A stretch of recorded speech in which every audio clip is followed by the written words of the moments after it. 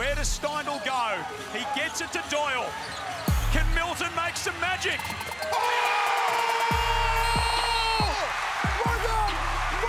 Milton Doyle waves his wand and conjures up overtime. Oh, goodness. Oh, that man is so cool. I got goosebumps. I'll start with you, Mace. What was your favourite part of tonight's game? My dad making big shots.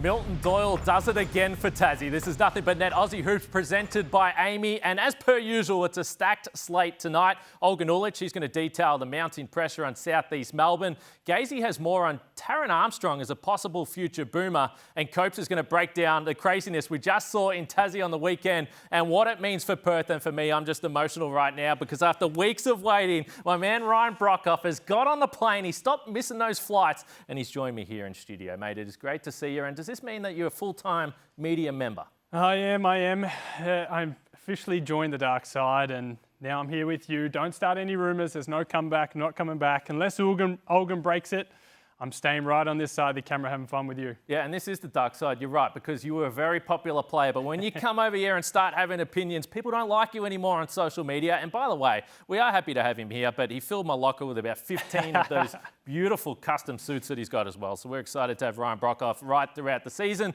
But we're going to start with some NBL news headlines, as we always do, to tip off the show here. And there's plenty going on already in this season that is so young. And when we want to get the latest news, we go to our man Olgun Uluc, ESPN.com.au. And we want to start with Ryan's team, the Southeast Melbourne Phoenix. They are yet to win a game, along with the Brisbane Bullets. How much pressure is this organisation under with a brand new roster that they brought in? And they were optimistic.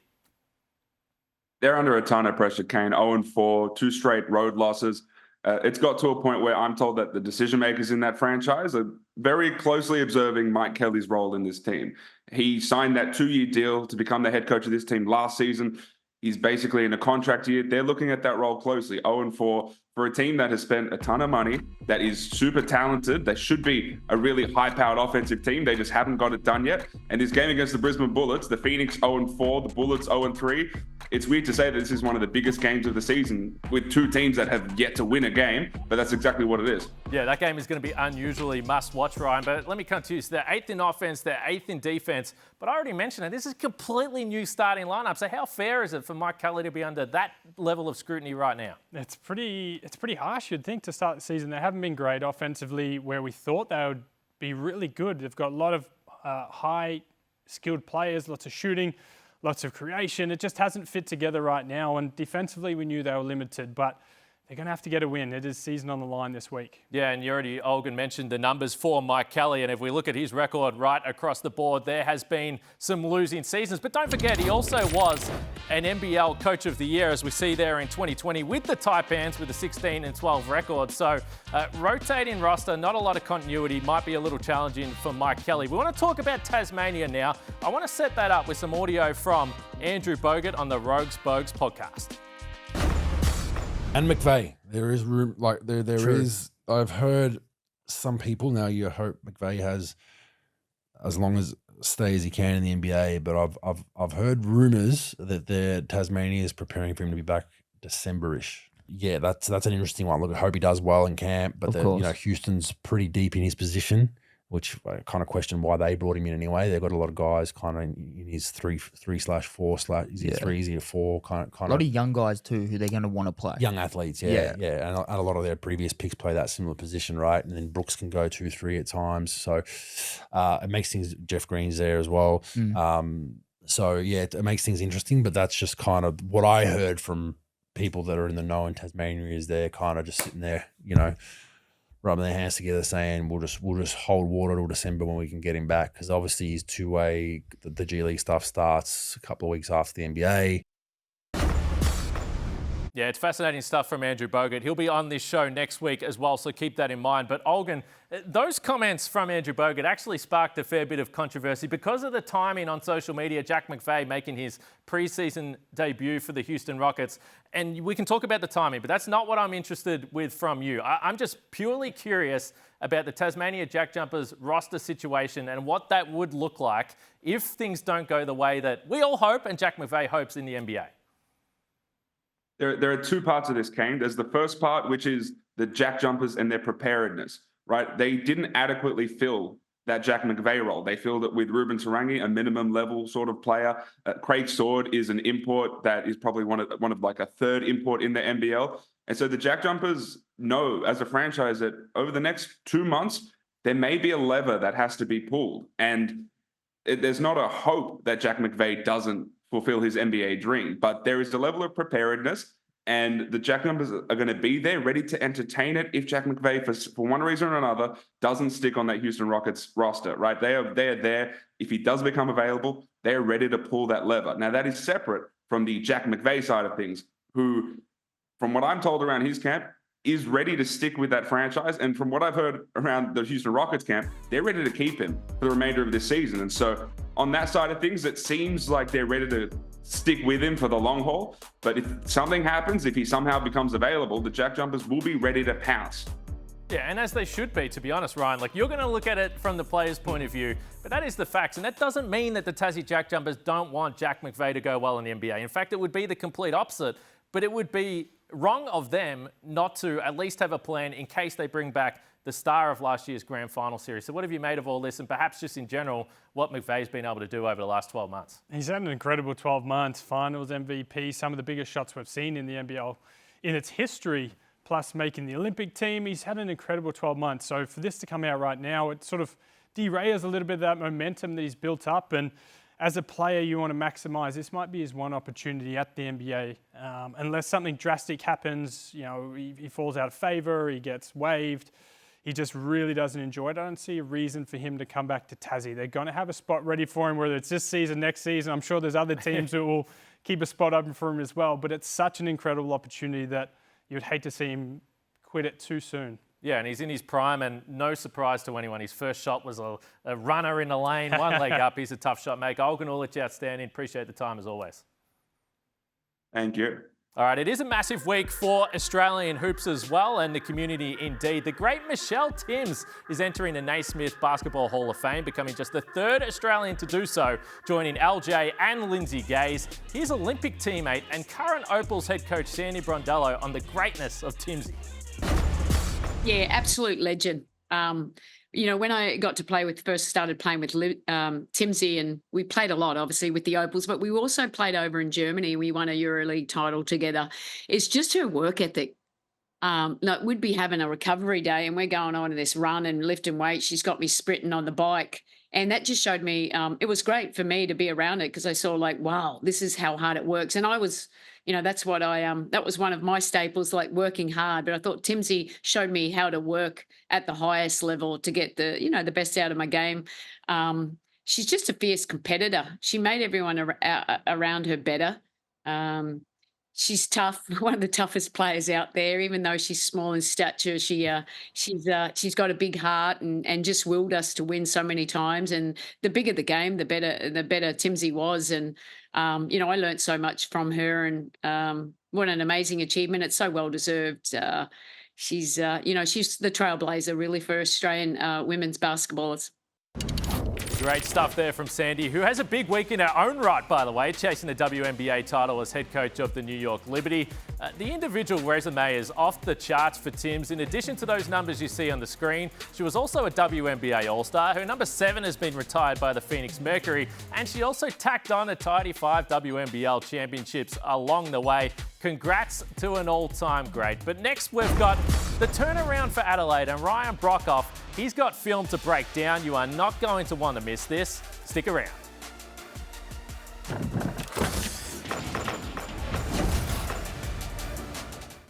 Quarter has been well controlled by the 36ers. Last opportunity, and it wouldn't be a quarter without Harrell throwing one down. Montrezl Harrell says no.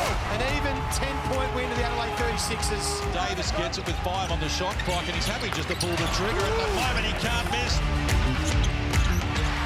And the 36ers, Davis retakes the lead with a monster three. He's got 32, and the 36ers back in front.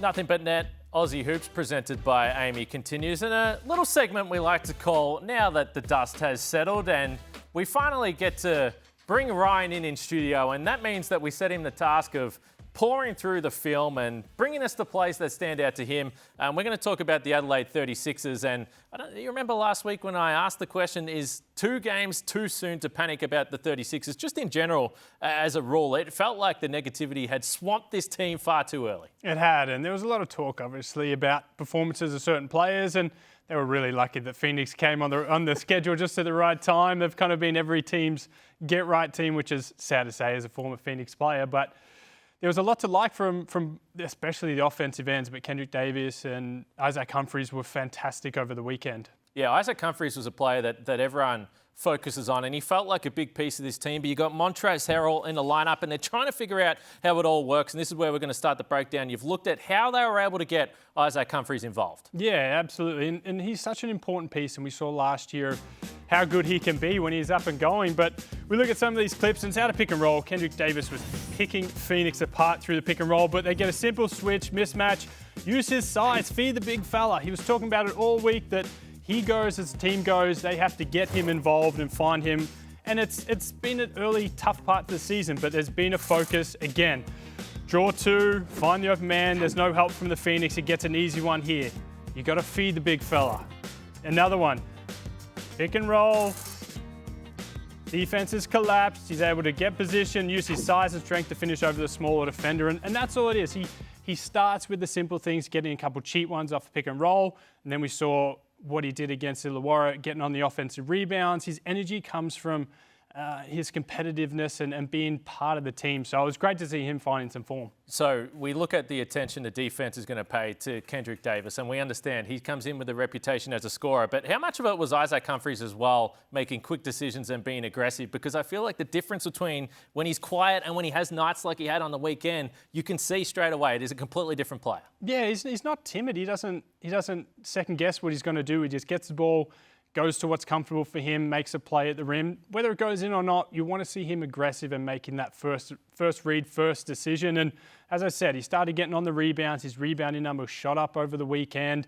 And that just adds some easy buckets that just keeps him going. Yeah, Montrezl Harrell came into that starting lineup as well. Isaac Humphries, 2 for 9 at the rim in the first 2 losses, 17 for 22 in the win. So he was dominant on the weekend. But I mentioned some of the attention that Kendrick Davis is going to get as a scorer. And of course, we've got some tape of him getting buckets because he was able to do that as well. He was phenomenal over the weekend. And he just found his rhythm. He found his groove against the Phoenix. He was able to pick them apart with a pick and roll and not just score, but facilitate for others. But we're going to look at him scoring right now. Just a simple double high ball screen, bit of confusion with the Phoenix, and he just steps into a wide open, uncontested, late contest. But that is a rhythm 3 to get him going, find his confidence. And again, out of the pick and roll. This time, Phoenix has been cut up by the different coverages. Now they switch. He's got a bigger player, slower feet. He's going to use his quickness to get into the lane and be able to finish. He can beat you from all 3 levels, whether it's at the rim, in the mid-range with these little turnaround, or the 3, which he shot really well against Illawarra. This time, they've jumped the screen. He's able to reject it and get on the rim. He has either the floater or the pass off to Isaac Humphries for another easy bucket. And here it is. Now he's feeling good. The sauce comes out. A nice little crossover to get the defender falling over. And he steps back into an open 3. This is just confidence. This is where you know that he's playing well and feeling good about himself. Okay, so explain to us the connection between the big man and the scorer then, because that was all mismatch hunting, that second clip that we score when he was able to score the ball.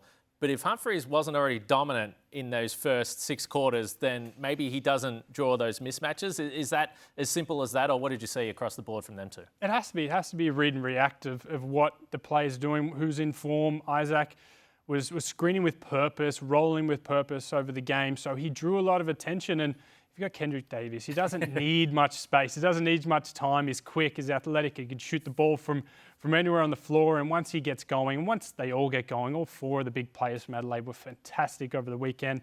Who do you take away? Do you take away DJ? Well, then you leave Kendrick Davis. Do you take away Harrell? Then you've got Humphreys. They're really potent as a four-scoring option. Yeah, and Jarrell Martin not even in this lineup yet. So at least the vibes are high for Adelaide right now. But this weekend is going to be fascinating. Two games that you absolutely have to see. Friday night, they've got the Sydney Kings, and then Sunday Arvo, they've got Melbourne United. So all of a sudden, you mentioned it, might be a get-right game against the Phoenix. And Illawarra, they look impressive, but they're not necessarily a team that's defending at a high level just yet. So this weekend, all of a sudden, is a massive challenge. It's a real test. It's a real test. And now we get to see, can they sustain it? Offensively, they were fantastic over the weekend. Defensively, they haven't been so good to start the season. So they're going to have to find a better balance between being over-aggressive scoring and being able to get some stops and string some scores together from the defensive end. Mate, there is a reason why I wanted to get this man in studio because that was an outstanding breakdown. And if you're an Adelaide 36ers fan, you are very excited with what you see. And you're feeling better about this as well when it comes to the ladder, New Zealand. We know they're over in the US with us, Ryan, and they took that 2-0 record with them. But some of those big games and the teams they're going to face, Sydney and Melbourne, they're also in the top 5. So there's plenty to like at the top of the ladder. And who would have thought Adelaide would be there at that point in time? But we've got plenty still to come on Nothing But Net Aussie Hoops. And speaking of teams that had a good weekend, the Cairns Taipans were on fire. Now, that man, not some great injury news, but Taran Armstrong, a future boomer. Andrew Gazey and Copes join us next.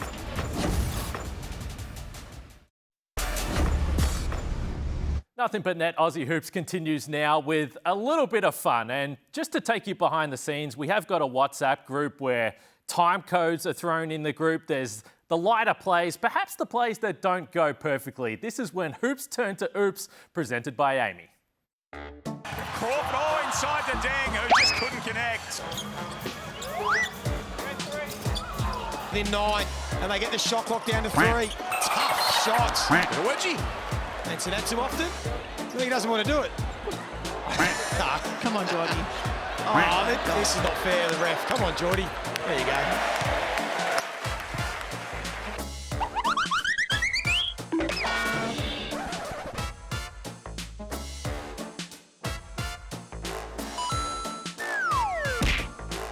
What a pass that was.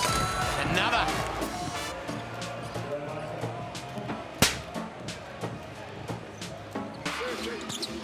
Adnam goes down and He tripped over fresh air, let's be honest.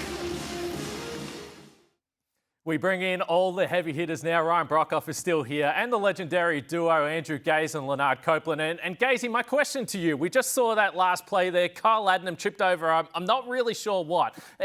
Are players still so nervous to be in the presence of you when you're courtside? What exactly happened there? Yeah, well, he took a little tumble, which we all do from time to time. Sometimes the grip on the shoe's just a little tighter than we think, and he stumbled over nothing, and then he came over to our bench. I think you could see that we actually witnessed what took place, and he came over and he tried to tell us that the decal was a little too high and there was a ledge and he tripped. So it's one of those things that happen. It happens to all of us. But, Kyle was certainly keen to try and come up with some explanation. Now, Ryan, you've been around that man a lot in the locker room. Is this a usual occurrence or just a one-off? What are we saying with Kyle Adnam? He's had a few funny moments over the years. I remember him throwing up in the middle of a game a couple of seasons ago. So he's always good for a laugh, Kyle.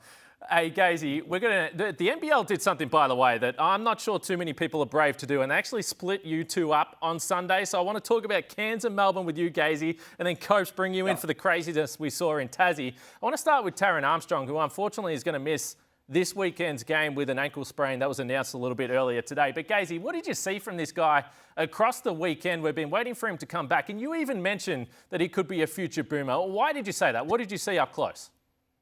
Well, for two reasons. First and foremost, he's a high-quality player. He's got great basketball instincts and the way in which he can find people on the floor, the point guard mentality as far as creating for others. He can get to the rack. And most importantly, these days, with the way the game's played, he can shoot it. He's got a really pretty stroke. And although the percentages last year from three-point line weren't off the charts, I think he only shot at about 27%. that you can tell by the technique that he's got that with him. And as far as the Boomers are concerned, I don't want to retire off any players.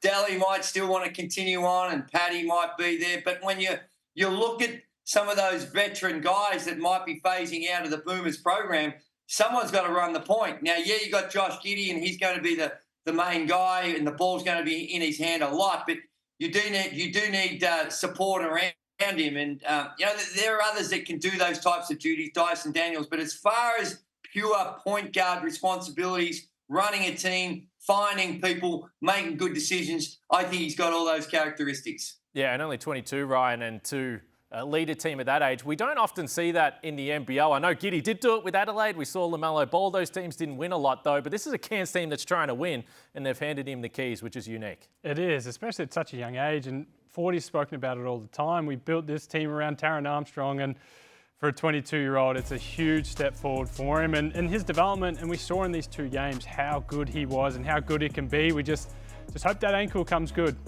Now, Copes, we're going to bring you in.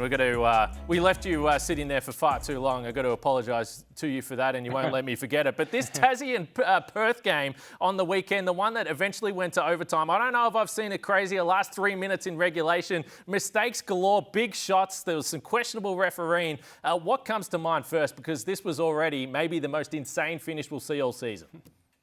It was a crazy game, Kane, down there. It's hard to keep the Tassie audience quiet. But the Perth came in strictly about business. They came in and shut Tasmania down. They scored 9 points in that first quarter. But as you know, they always make a comeback. And it was a great game at the end, knocking down threes, Doolittle knocking down threes, Pepper knocking down threes. And then the big boy Doyle got hot in that fourth quarter, and he went to work. So Keanu Pinder is going to, he has been put into concussion protocols as well. He got another whack to the face in overtime, which we don't like to see. Copes, coming back to you though, he didn't play the last 4 minutes largely of regulation in that game. What did you see courtside? Because that was just hard to wrap my head around, such an important player for this team. And he was doing so well, Kane. He was grabbing rebounds. I think he had 7 offensive rebounds, and that's exactly what they needed. And then when John took him out, we were both thinking, what's going on here? And I had a glance at him on the bench, and he shrugged his shoulders as if to say, when am I going back in? They finally put him back in, but I guess it's because of the concussion that he wasn't feeling well. But he has to be healthy for those guys to win. Yeah, what do you make of it, Gazey? Just in general, obviously, we don't want to see him with another head knock, but this is a guy that came from Cairns to Perth to be that second star, to dominate on a night-to-night basis. What have you seen from him just in general? Because it does feel like that role and the minutes feel sporadic, and it has come down from where it was in Cairns.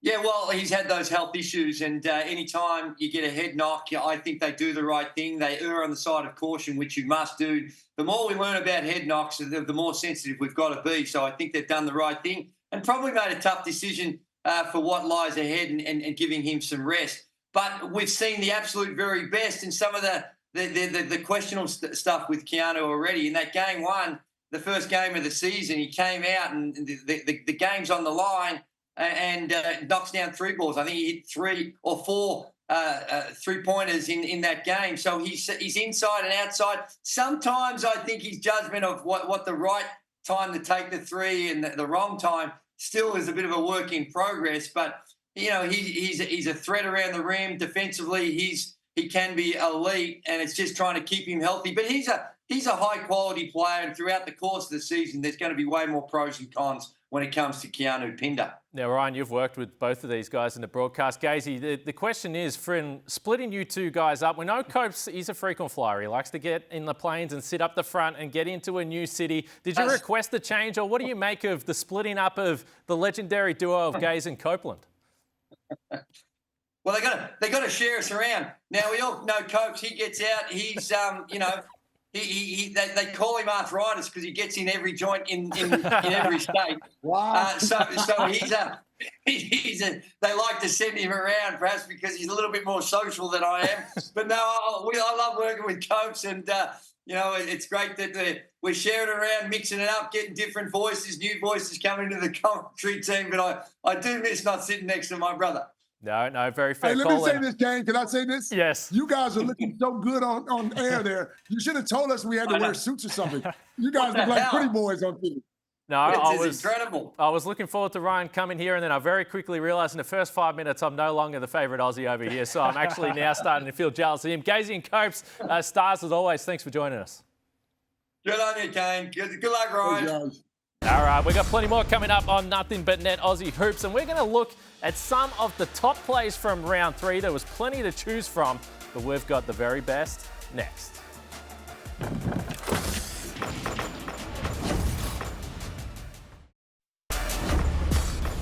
Nothing But Net Aussie Hoops presented by Amy rolls on. And we're going to have a look at the round 4 schedule now. And Ryan, for me, Thursday night straight away. You're looking at this one. You got the Cairns Taipans and the Perth Wildcats. No Armstrong, no Pinder. What do you see? I see an entertaining game. I think it's a game that Perth need to win. They've been struggling so far. Can they get a win on the road? Yeah, we expect the Wildcats to be a team in contention. And if they lose that, they're 1-4. So the pressure will be on. We know the Red Army, they are crazy by now. But we're going to have one last look back at round 3. Here are the top plays of round 3 presented by Hungry Jacks. The burgers are better at Hungry Jacks. And we're going to walk our way through this. Shilly to Marcus Lee. Ryan, he's one of the high flyers in the league. They are fantastic at that, whether it's Daly or Shilly throwing those lobs, and not many can get up like Marcus Lee can and throw it down in traffic. Well, it's interesting. He's a late addition to this team, and that lob game has unlocked another part of the offense for this Melbourne United team. We know they're going to be around the mark. Brisbane Bullets haven't had too many highlights. This was one. Casey Prather. Oh my goodness, turn back the clock. It is unbelievable. To start the game as well, I got up out of my chair, thought, here we go, we're in for a night. But tough night after this. Yeah, things went downhill quickly for the Bullets. They got the Phoenix this week, don't forget. But this was the moment we were talking to Copes about this, when they needed a bucket. Was he moving on the sideline? I don't really know what the rule is, but here's Milton Doyle, one of the clutch players of the league, Ryan. Oh, unbelievable. And he does it time and time again. He made clutch shots in the 4th and in overtime, and this.